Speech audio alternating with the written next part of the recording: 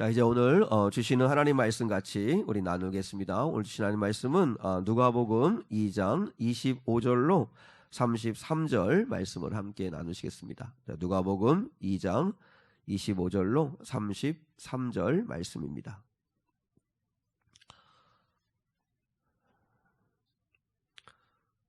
자, 우리 한 절씩 하나님 말씀 같이 받들어 읽겠습니다. 예루살렘에 시므온이라 하는 사람이 있으니 이 사람은 의롭고 경건하여 이스라엘의 위로를 기다리는 자라. 성령이 그 위에 계시더라.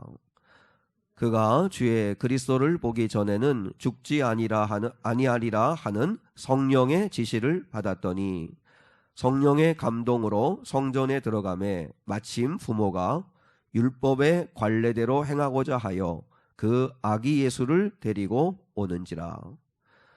시므온이 아기를 안고 하나님을 찬송하여 이르되 주제여 이제는 말씀하신 대로 종을 평안히 놓아 주시는도다. 내 눈이 주의 구원을 보았사오니 이는 만민 앞에 예비하신 것이요 이방을 비추는 빛이요 주의 백성 이스라엘의 영광이니이다 하니. 같이요. 그의 부모가 그에 대한 말들을 놀랍게 여기더라. 아멘. 꿈꾸게 하소서라고 하는 제목 가지고 함께 말씀을 나누기를 원합니다. 성탄절 하면 반드시 잊지 않고 기억해야 할 사람들이 있습니다. 제일 먼저는 예수님의 길을 예비하기 위해서 온 세례 요한의 부모인 사가랴와 엘리사벳이라고 하는 두 분이 있습니다. 그리고 이제 성육신하신 예수님의 부모와 같은 요셉과 마리아, 이제 믿음의 순종으로 예수 그리스도께서 이 땅에 오시는 통로가 되온 요셉과 마리아를 우리가 또 기억해야 합니다. 그리고 이제 태어난 아기 예수를 품에 안고 그리고 찬양한 시므온과 안나라고 하는 선지자들을 우리가 기억해야 하고, 그리고 아기 예수님이 이제 이 땅에 태어나신 것을 축하하기 위해서 참여한 목자들, 그리고 동방박사들, 그들을 우리가 또 잊지 않고 기억을 해야 합니다. 이 마이크는 내려줄 수 있을까요? 그래서 이렇게 여러 사람들을 우리가 좀 기억하게 되죠. 그래서 성탄절 하면 항상 이 사람들을 떠올리게 됩니다.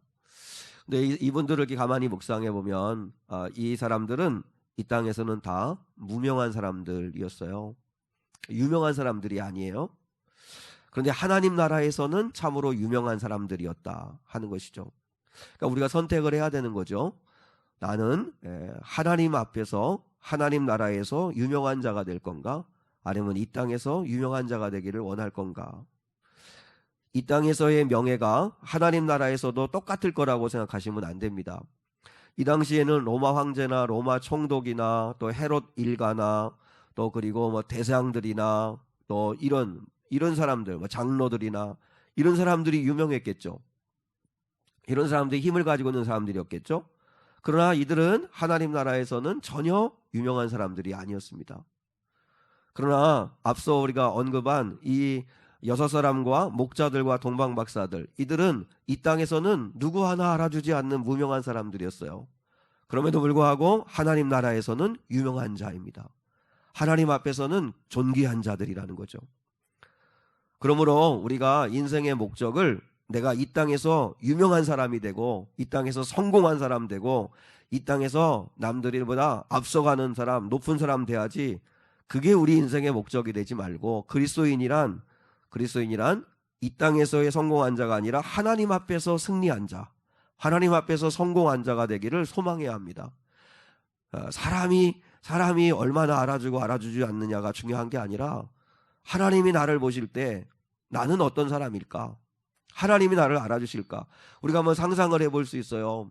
우리가 이제 천국 문을 들어가려고 할 때 다 이렇게 체크인을 할 텐데, 그 체크인을 할 때 우리 예수께서 말씀하죠. 나는 너를 도무지 알지 못한다. 주님, 제가 예수님의 이름으로 선지자 노릇하고 귀신을 내어 쫓고 병든 자를 고치고 내가 얼마나 예수 이름으로 구제를 하고 많은 일을 했는지 모릅니다. 나는 너를 도무지 알지 못한다. 이 불법을 행하는 자들을 밖으로 끌어내어 어, 하나님의 심판, 영원한 심판 가운데 두라고 명령하시는 장면이 마태복음 7장에 나오죠. 왜요? 하나님의 뜻대로 행하는 자가 아니었기 때문에 그렇죠. 그러니까 우리가 체크인할 때, 천국문에서 체크인할 때 주님이 알아주는 자가 돼야죠. 주님이 알아주는 자. 이 세상 사람들이 알아주는 자가 아니라 주님이 알아주는 자들 될 수 있기를 주님의 이름으로 축복합니다. 그래서 하나님 나라에서 유명한 자, 하나님 나라에서 이름을 얻은 자가 될 수 있기를 주 예수의 이름으로 축원합니다. 오늘 이 시간에는 시므온을 생각해 보려고 합니다. 오늘은 시므온을 생각해 보려고 하는데, 시므온은 어떤 사람이었을까? 한마디로 말하면 꿈꾸는 자였다. 한번 따라해 볼까요? 꿈꾸는 자였습니다. 꿈꾸는 자였습니다. 사실 당시 이 시므온은 매우 늙은 사람입니다. 그런데 그 늙은 그 시므온은 꿈꾸는 사람이었습니다. 여러분, 꿈은 젊은이들만 꾸는 전유물이 아니라 얼마든지 늙어도 꿈꿀 수 있다 하는 걸 보여주는 것이 바로 시므온 선지자입니다. 하나님께서 솔로몬에게 내 소원이 무엇이냐라고 물었죠. 그러니까 내 꿈이 무엇이냐라고 묻는 것과 같아요. 그때 솔로몬이 대답하죠. 저에게 지혜를 주십시오. 듣는 마음을 주십시오. 하나님의 말씀을 들을 수 있고, 그리고 백성들의 그 울부짖음을 들을 수 있는 듣는 마음을, 겸손한 마음을. 왜요? 누군가의 상대방의 이야기를 경청하고 들을 수 있다는 건 겸손해야 됩니다. 사람이 교만해가지고는 상대방의 말이 안 들리거든요. 그냥 무시해버리고 그냥 우습게 여기고. 근데 듣는 마음을 달라는 건 겸손한 마음을 달라라고 하는 거죠. 그래서 듣겠다는 거잖아요. 그때 하나님이 기뻐하셔서 그 꿈대로, 소원대로 이루어 주시죠. 그것도 꿈이에요. 기도의 제목도 꿈이고. 우리나라의 김구 선생님에게 김 선생님이 그런 얘기했죠. 하나님께서 나에게 네 소원이 무엇이냐고 물으신다면 저는 정말 전혀 1초도 머뭇거리지 않고 대한민국의 독립입니다. 대한의 독립입니다. 첫 번째도 두 번째도 세 번째도 하나님이 나에게 물으신다면, 내 소원이 무엇이냐고 물은다면 나는 대한민국의 자주독립입니다.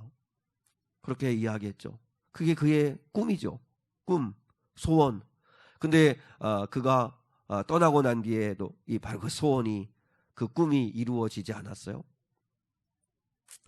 젊은 요셉도 꿈을 꿨습니다. 그래서 형들이 요셉이 올 때마다 아우 저 꿈꾸는 자가 오는도다. 그건 물론 이제 이렇게 비아냥거리는 말이긴 했지만, 그러나 요셉의 별명이 꿈꾸는 자였어요.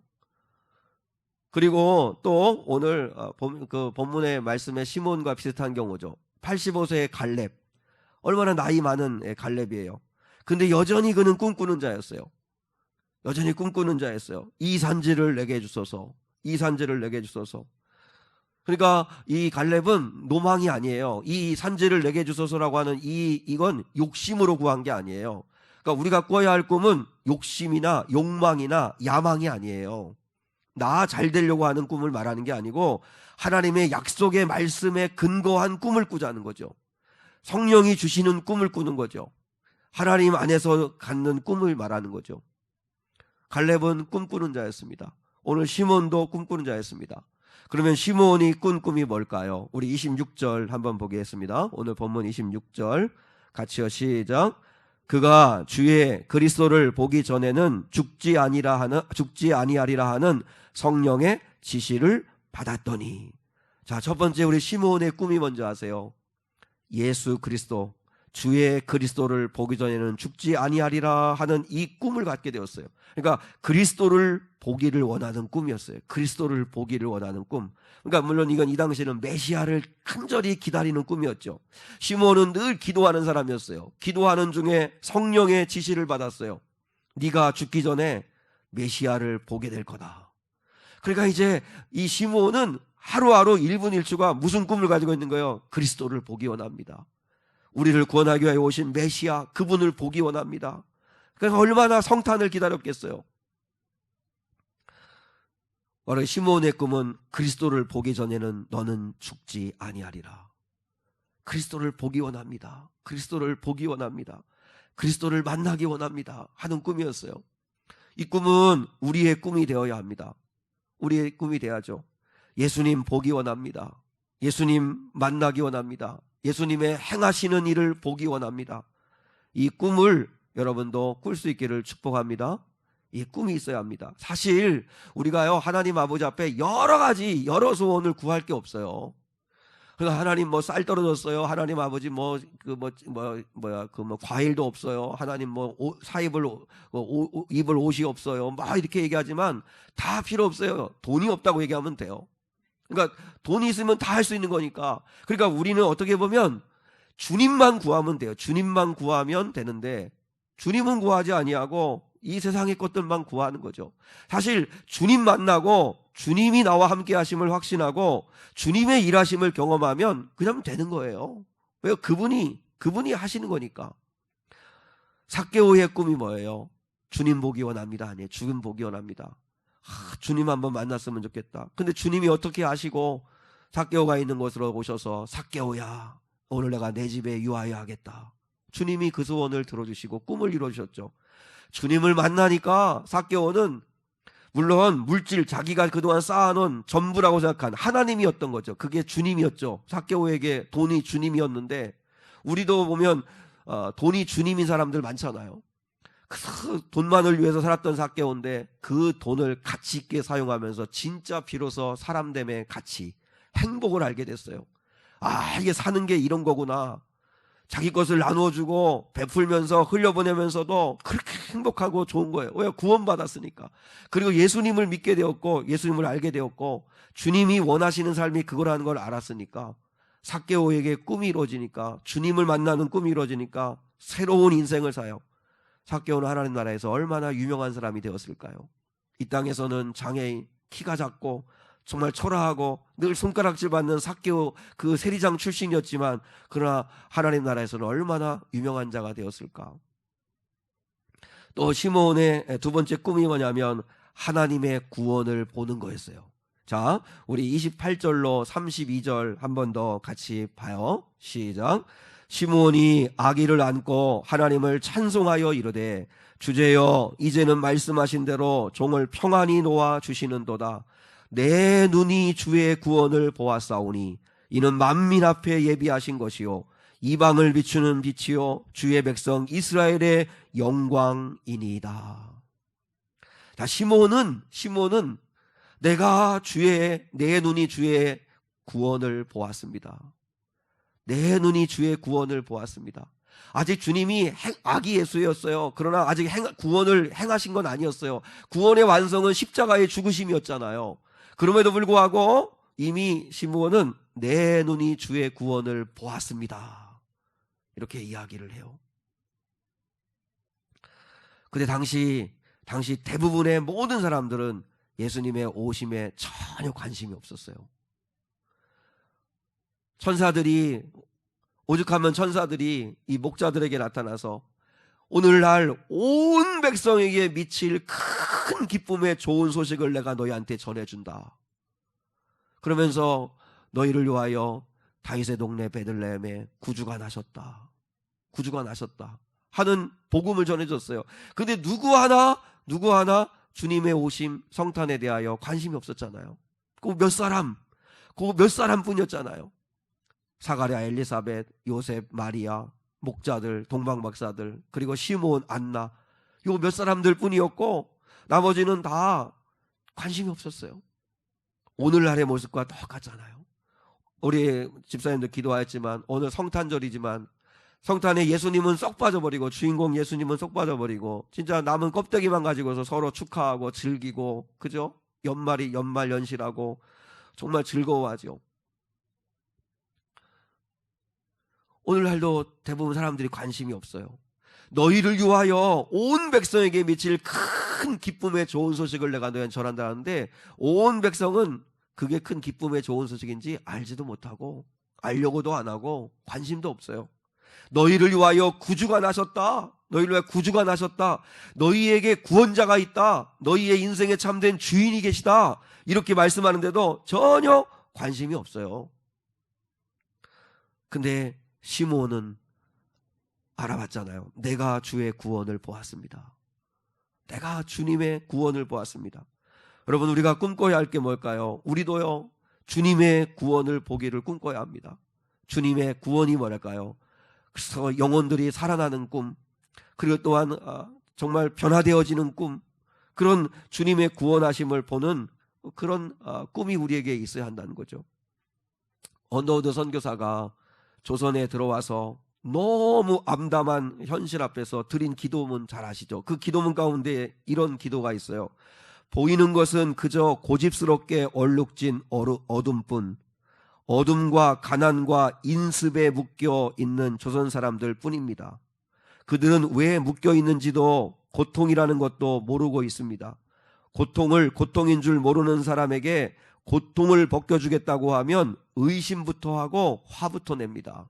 이게 예수님의 오셨을 때 당시하고 똑같잖아요. 너희를 위하여 구주가 나셨다. 아니 언제 우리가 지금 죽을 운명에 처했냐? 왜 구원자가 필요하냐? 너의 죄 수고하고 무거운 짐진 자들은 다 내게로 오라. 내가 수고하고 무거운 짐이 뭐가 있다고? 죄를 사해 주시기 위해서 예수님이 오셨다. 내가 왜 죄인이냐?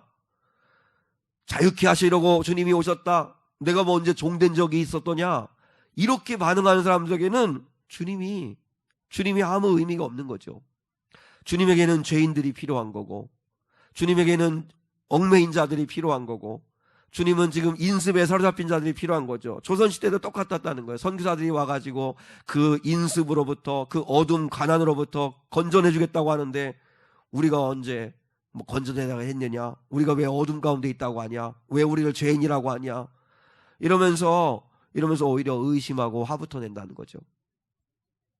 우리 주님은 살리러 오셨는데, 근데 언제 우리가 살려달라고 했냐? 이렇게 말하는 이런 현실이 2000년 전이나 지금이나 똑같다는 것입니다.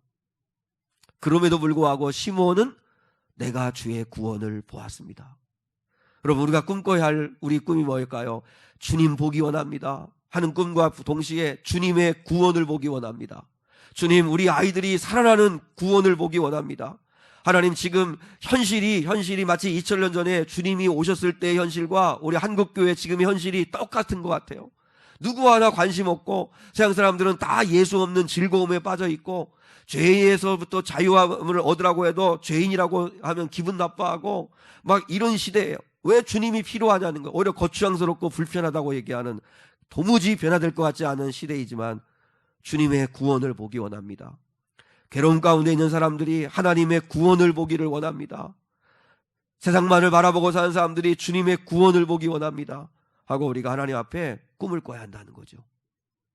두 번째, 꿈은 누가 주시는 건가? 성령님이 주시는 것이라는 거죠. 꿈은 누가 주시는가? 성령님이 주시는 것입니다. 자, 26절 한번 다시 봐요. 26절 시작. 그가 주의 그리스도를 보기 전에는 죽지 아니라 하는 성령의 지시를 받았더니. 자, 성령의 지시를 받았다 하는 말이 나오잖아요. 성령님께서 꿈을 주신 거예요. 그죠? 성령님이 꿈을 주신 거예요.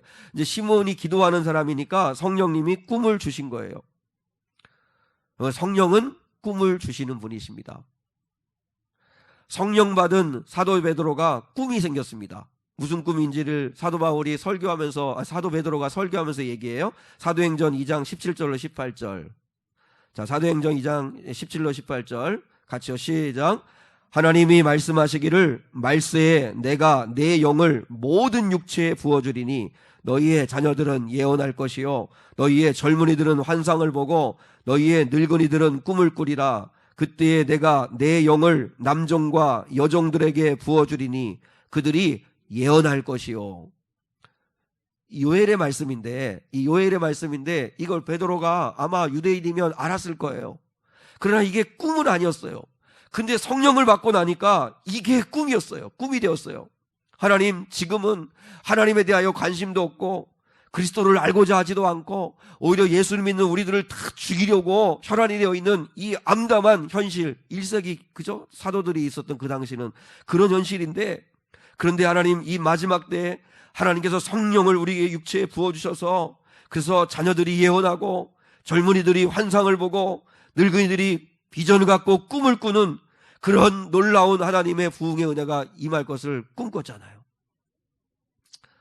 그 꿈이 이루어졌잖아요.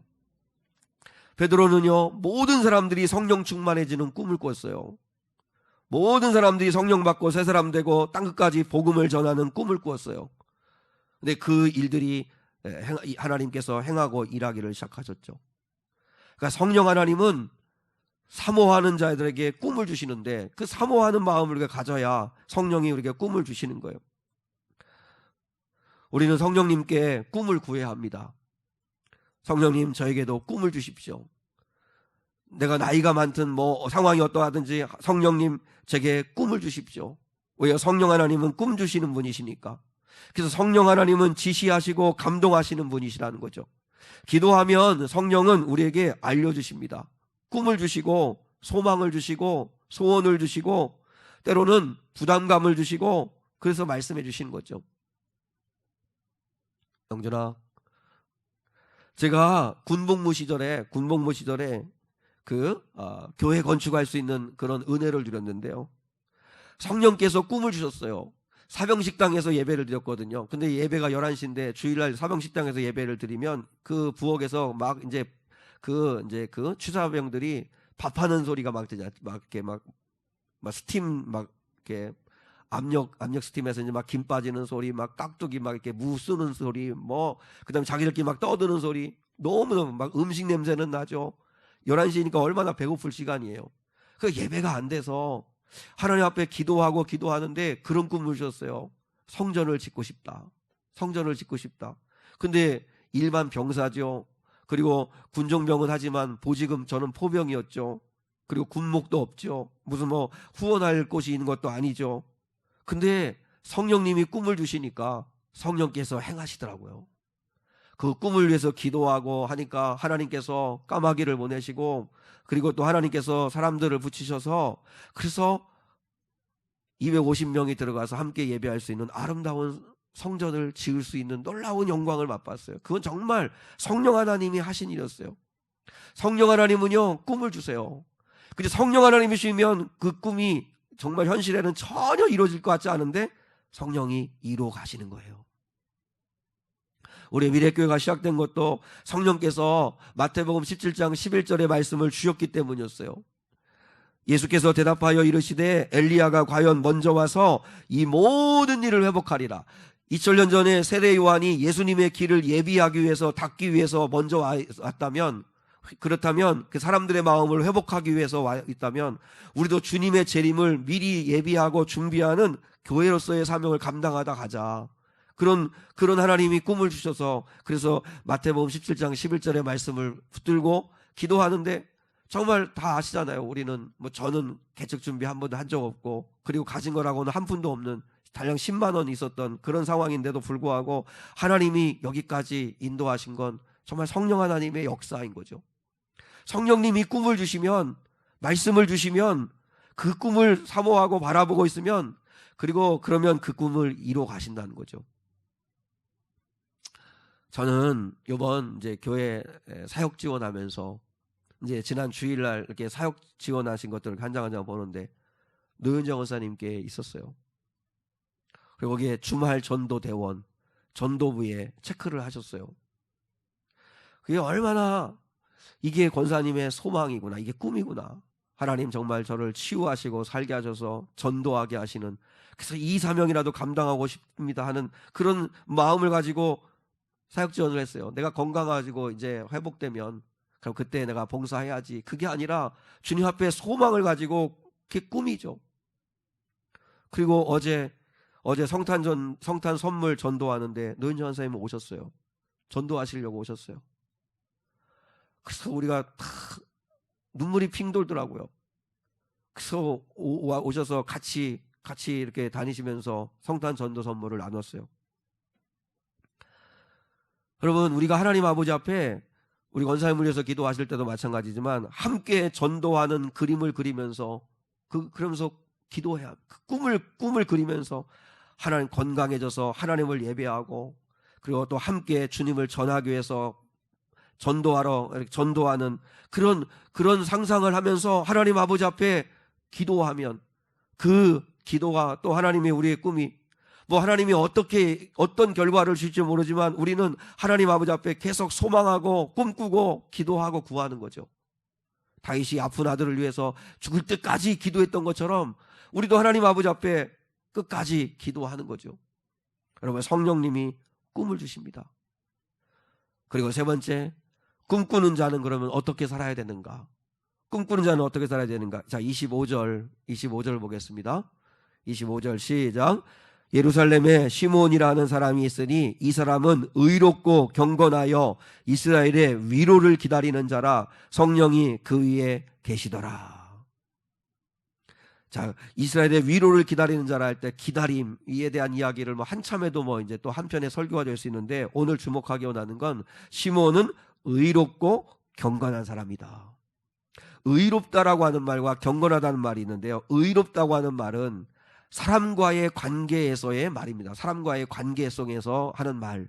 그 다음에 경건하다는 말은 하나님과의 관계에서의 말입니다. 하나님 아버지 앞에서 시몬은 경건한 사람이었고, 하나님 두려워할 줄 알고 하나님의 살아계심을 믿는, 하나님을 사랑하는, 하나님께 기도하는 경건한 사람이었고, 사람들과의 관계에서는 진실하고 의롭고 공정하고 따뜻한 사람이었다라는 것이 오늘 시몬의 이야기예요. 여러분, 꿈꾸는 사람은 의롭고 경건하다는 거죠. 하나님을 사랑할 줄 알고 사람을 사랑할 줄 아는 사람, 그 사람이 꿈꾸는 사람이라는 거죠. 하나님이 주시는 꿈을 꾸는 사람이 인색하고 자기밖에 모르고 냉정하고 차갑고 그렇겠어요? 시몬은 하나님을 정말 두려워할 줄 알고 하나님을 경외할 줄 알고 하나님이 약속한 그 메시아가 반드시 올 거라는 걸 믿고 내가 주의 구원을 보기 원합니다. 내가 그리스도를 보기 원합니다. 그러면서 꿈을 꾸면서 살아갔던 사람이었어요. 그러니 그가 기도하는 사람이었고, 뿐만 아니라 그가 하나님께는 사랑한 사람이면서도 사람한테는 그렇지 않은 사람이었겠어요? 그렇지 않아요. 사람을 또한 동일하게 사랑하는 사람이었다는 거죠. 여러분, 꿈꾸는 사람은 하나님을 사랑하고 사람을 사랑하는 사람인데, 보세요. 하나님을 믿는 사람, 하나님을 사랑하는 사람이라는 걸 어떻게 알 수 있어요? 그 마음을 알 수 있어요. 제가 하나님 사랑하는 사람인지 아닌지 여러분이 어떻게 알 수 있어요? 그러면 권사님들이나 또 우리 사모님이나 또 사모님들이나 여러분이 하나님을 사랑하고 믿는다는 걸 우리가 어떻게 알 수 있겠어요? 사람을 사랑하는 걸 보면 알 수 있다는 거예요. 사람을 사랑하는 걸 보면. 그래서 예수님도 내가 너희를 사랑한 것 같이 너희도 서로 사랑해라. 그러니까 너희가 예수인 나를 사랑한다면, 나를 사랑하면 너희도 서로 사랑해야 된다. 그러니까 사람 사랑하는 거 보고 사람 대하는 걸 보면 알 수 있어요. 첫 번째는 사랑해야 할 사람을 지금 사랑하고 있는가 질문해 보세요. 마땅히 사랑해야 할 사람을 사랑하고 있는가? 남편과 아내, 하나님이 부부로 짝을 맺어줬다면 반드시 사랑해야 할 사람들입니다. 정말 사랑하기 힘들 수 있겠죠. 그럼에도 불구하고 부부간에는 서로 사랑해야 됩니다. 물론 믿는 사람으로서 이제 사랑의 어떤 태도와 그 모습이 나타나겠지만, 사랑해야 할 사람, 마땅히 사랑해야 할 사람을 사랑하고 있는가? 시댁 식구들과 친정 식구들 마땅히 사랑해야 할 사람들입니다. 불쌍히 여기고 기도해 줘야 되고, 그리고 도리를 다해서 사랑해야 할 사람들입니다. 그리고 자녀들이라면 부모님을 사랑하고 있는가? 부모라면 자녀들을 사랑하고 있는가? 사실 이거는 강조하지 않아도 잘하고 계시겠죠. 직장 동료들, 여러분 친구들을 사랑하고 있는가? 그리고 더 나아가 교회 식구들을 사랑하고 있는가? 이건 마땅히 사랑해야 될 사람들입니다. 자기 자신을 사랑하고 있는가? 자기 자신을 미워하고 싫어하는 사람들이 있죠. 자기 자신이 너무 마음에 안 드는 사람들이 있죠. 그러지 말아요. 여러분, 자기 자신을 사랑해야 됩니다. 왜요? 나 같은 자를 있는 모습 그대로 주님이 사랑하셨으니까. 그러니까 나를 내가 무시하고 내가 나를 우습게 여기면 내 가치는 자꾸 떨어지는 거니까 그러지 말고, 그다음 무슨 잡복에 빠져라는 것도 아니고 자기 자신을 소중히 여기는 사람인가?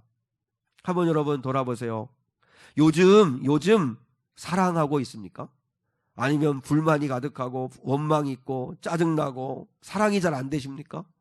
우리 하나님 아버지 앞에 꿈을 구해야 합니다. 하나님 사랑할 수 있는 힘을 주십시오. 사랑할 수 있는 그것이 가장 큰 좋은 꿈이 아닐까 하는 생각을 합니다. 그리고 하나 더 물어야 합니다. 사랑할 수 없는 사람을 사랑하려고 하고 있는가? 사랑할 수 없는 사람을 사랑하고 있는가? 여기까지 가야 됩니다. 마땅히 사랑할 사람을 사랑하는 건 세상 사람들도 다 하는 거예요. 근데 너희는 사랑할 수 없는 사람을 사랑하고 있는가? 아니, 지금 그게 잘 안 된다면 사랑할 수 없는 사람을 사랑하기 위해서 몸부림이라도 치고 있는가? 우리 한국 기독교 역사에 손영원 목사님이 계시다는 건 큰 자랑이고 영광입니다. 손영원 목사님의 딸이 손동희 권사님인데, 그 손동희 권사님이 그런 간증을 했습니다. 두 오빠의 장례식을 마치고 난 뒤 일주일 지났을 때 진범이 잡혔어요. 두 오빠를 죽인 범인을 잡혔어요. 그래서 이제 사형 집행 날짜만 기다리고 있다는 이야기를 이제 들었어요. 근데 이 손동희 이 권사님, 그 자기 오빠를 죽인 그 범인을 생각하니까 이 그 두 오빠를 죽인 원수를 내 손으로 죽이고 싶다 할 만큼 너무너무 막 믿고 이가 갈렸다는 거예요. 근데 그때 아버지 손양원 목사님은 생각이 전혀 달랐다는 거예요. 그리고 그 딸에게, 그 가족들에게 청천벽력 같은 선포를 하더라는 거예요. 그 범인 안재선을 양자로 삼겠다. 그래서 이 손 권사님이 펄펄 뛰면서 소리를 고래고래 지르면서 아버지한테 따였다는 거예요. 그런 놈은 죽도록 내버려 둬야 된다고. 근데 그때부터 아버지가 이제 딸을 이렇게 설득하기 시작하는 거예요. 그래서 딸을 이제 이렇게 앞에 앉혀놓고 아버지가 얘기하는 거예요. 딸아, 하나님의 10계명인 1계명과 2계명, 하나님과 너희 나 사이에 하나님 외에는 사랑하지 말라, 다른 거 사랑하지 말라, 그리고 또한 우상 만들지 말라, 우상 앞에 절하지 말라. 우리가 그래서 이 10계명의 1, 2계명 때문에 신사참배 안 하려고 아빠가 감옥 갔다 오고 이 옥고를 치르고 이 고난을 겪고 우리 모든 가족들이 그 고생을 하고 있지 않냐. 근데 10계명의 1, 2계명이 하나님의 계명이라면 원수를 사랑하라는 계명도 하나님의 말씀 아니냐. 10계명은 지키고 원수 사랑하라는 건 안 되니까, 못하겠으니까 안 지키고, 그러면 이건 모순 아니냐. 너희들도 나도 감옥까지 갈 만큼 신앙 말씀대로 살겠다고 했던 게 다 헛고생 아니냐. 근데 이 손동희 권사님은 펄펄 뛰면서 아버지에게 대들었다요. 그래, 아버지 좋아요. 그러면 용서하면 용서했지, 아들 삼는다는 건 뭡니까? 아들 삼는다는 건. 그러면 내 친오빠들을 죽인 그 사람을 나의 오빠라고 불러야 되는데 나는 그건 못합니다. 나는 그렇게는 못해요. 아빠 그냥 용서해. 용서하는까지는 할 수 있어. 근데 왜 사랑하고 자식을 삼는다고 얘기를 하느냐고. 나는 그건 받아들일 수가 없다고. 그때 손양원 목사님이 또 얘기를 했다는 거예요. 동희야, 성경 말씀을 자세히 보렴. 원수를 용서하라 하는 말은 없어. 원수를 용서하라 하는 말은 없어. 우리는요, 용서하는 정도도 잘하는 거라고 생각하잖아요. 그죠? 그냥 안 보고 말면 살면 되니까. 근데 그 사람은 미워하지는 않아. 이제 더 이상 증오하지는 않아. 근데 보고 싶지는 않아. 그러니까 용서는 할 수 있는지 모르겠는데, 근데 성경은 분명하게 원수를 사랑해라 했지 용서하라고 하지 않았어. 우리는 하나님의 말씀대로 순종해야 되는 거 아니냐. 현 여러분, 이 이야기가 그냥 먼 옛날 얘기처럼 들리세요? 나는 죽었다 깨나도 그렇게 못하겠다, 이런 마음이 먼저 착 들고 철벽이 쳐지세요? 정말 믿음 좋은 목사님이나 정말 순교의 자리까지 가는 특별한 분의 얘기, 그분이 성령 받았기 때문에 가능한 거예요. 그 손양원 목사님이라고 아들의 죽음에 슬퍼하지 않겠어요? 그리고 아들을 죽인 그 사람이 인간적으로 너무 야속하지 않겠어요? 얼마나 마음이 부글부글 하겠어요? 그럼에도 불구하고 하나님 앞에 얼마나 씨름을 했을까요? 말씀대로 순종해야 되니까, 말씀대로 살아야 되니까. 근데 우리는 너무 쉽게 우리가 말씀을 편곡해버리고 말씀을 편집하는 거죠. 말씀을 그냥 우리가 난도질을 해가지고 이거는 듣고 이거는 못하겠다. 그럴 때가 얼마나 많은지 몰라요. 한번 물어보세요. 정말 밥 마시고 마음에 안 들고 보고 싶지 않고 그런 사람들까지도 내가 이렇게 미워하면 안 되지. 내가 이렇게 자꾸 판단하면 안 되지. 나는 뭐 그 사람보다 뭐 그렇게 잘난 게 있다고. 나가 많은 마치 나는 의로운 척, 나는 완전한 것처럼 자꾸 판단만 하고 있고 내가 그렇게 하고 있는 건 아닌가. 이러면서 하나님 앞에 내 자신을 돌아보면서 사랑하지 해야 되는데 사랑이 안 되는 걸 가지고 몸부림을 치고 계시냐. 그게 우리가 해야 할 일이라는 거죠. 그게 성탄을 맞이하는, 성탄이 뭐예요? 예수님이 왜 오신 거예요? 도무지 사랑할 수 없는 우리들을 사랑하시려고 오신 거 아니에요. 그리고 십자가에 죽기까지 하신 거잖아요. 그 성탄에 복 받으시라고, 성탄에 평화가 임하시라고, 그냥 이렇게 서비스 같은 말 말고 우리는 과연 사랑할 수 없는 사람을 사랑하려고, 사랑해야 된다 이렇게 말하고 싶지는 않고, 대신 저와 여러분은 사랑해야 되는데 안 되는 나 때문에 너무 힘들어서 고민하고 갈등하고 괴로워하고 그리고 몸부림치고 하고 있는가. 그래야 한다는 거죠. 그래야 그게 진짜 그리스도인이고 진짜 꿈을 가진 사람이라는 거죠. 저는 선지서를 읽을 때마다 도전이 됩니다. 특별히 이제 예레미야를 읽는데 예레미야가 이렇게 외칩니다. 이스라엘 백성들을 향해서 바벨론이 예루살렘을 포위하고 있는 상황이었거든요. 나라가 망하는 건 시간 문제였어요. 그때 예레미야가 칩니다. 저 바벨론에 의해서 우리가 70년간 종살이하게 될 거다. 그러니까 애굽에 가서 도움 구하려고 하지 마라. 수년 내에 끝날 거라고 하는 거짓 선지자들의 말 듣지 마라. 바벨론에 의해 끌려갈 거고 남겨진 자들은 70년 동안은 이 땅이 황폐화되고 버림받은 땅이 될 거다. 바벨론에 끌려간 사람들은 거기서 시집가고 장가가고 집 짓고 땅 사서 잘 살려고 해야 된다. 그런 이야기를 하는데 누가 듣고 싶겠어요? 나라 망할 거라고 하는데 누가 듣고 싶겠어요? 근데 그때 하나님이 또 하나 이상한 명령을 하나 하세요. 무슨 명령을 하시냐면 예레미야에게 땅을 사라는 거예요. 땅을. 뭐 투기하라는 게 아니고, 그때 당시는 나라가 멸망할 위기였기 때문에, 누가 봐도 나라가 멸망하기 때문에 땅값이 거의 헐값이었어요. 근데 하나님이 비싼 가격을 주고 제값을 주고 땅을 사라는 거예요. 그래서 예레미야가 땅을 삽니다. 땅을 사는 예레미야를 향해서 사람들이 다 손가락질하고 어리석다고 하고, 지금 나라가 멸망할 위기고 나중에 돌아오면 그 땅을 찾을지 못 찾을지도 모르고 뭐 그러는 상황인데 별의별 뭐 이야기 다 하는데, 그 예레미야가 어리석은 행동을 할 때 사람들이 막 비난하고 조롱하죠. 보세요. 서양 사람들이 볼 때는 예레미야 행동이 너무 바보 같죠. 근데 그게 신자의 모습이라는 거죠. 우리가 신앙생활하는 건 서양 사람들 볼 때는요 어리석어 보입니다.